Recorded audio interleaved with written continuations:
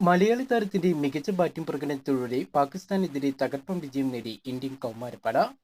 Under-19 ഏഷ്യാകപ്പിൽ ഇന്നലെ നടന്ന മത്സരത്തിൽ പാകിസ്ഥാനെ 90 റൺസിനാണ് ഇന്ത്യ തോൽപ്പിച്ചത്. ഇന്ത്യ ഉയർത്തിയ 241 റൺസിന്റെ വിജയലക്ഷ്യം മറികടക്കാൻ ഇറങ്ങിയ പാകിസ്ഥാൻ 41 ഓവറിന്റെ രണ്ടാം പന്തിൽ 150 റൺസിന് ഓൾ ഔട്ടായി. ഇന്ത്യക്ക് വേണ്ടി 3 വിക്കറ്റുകൾ വീതം നേടിയ കനിഷ് ചൗഹാന്റെയും ദീപക് ദേവേന്ദ്രന്റെയും മികച്ച ബൗളിംഗ് ആയിരുന്നു പാകിസ്ഥാൻ ബാറ്റ് നിരയെ ഇന്ത്യ തകർത്തത്. 70 റൺസ് നേടിയ ഹുവൈസ അഹ്സാന് മാത്രമാണ് പാകിസ്ഥാൻ ബാറ്റിംഗ് നിരയിൽ തിളങ്ങാൻ കഴിഞ്ഞുള്ളൂ. ആദ്യം ബാറ്റ് ചെയ്ത ഇന്ത്യൻ നിരയിൽ വൈഭവ് സൂര്യവംശി ബാറ്റിംഗിൽ നിരാശപ്പെടുത്തിയപ്പോൾ ഇന്ത്യക്ക് മാന്യമായ സ്കോർ സമ്മാനിച്ചത് മലയാളി താരമായ ആരോൺ ജോർജിന്റെ പക്വതയാർന്ന ഇന്നിംഗ്സ് ആയിരുന്നു.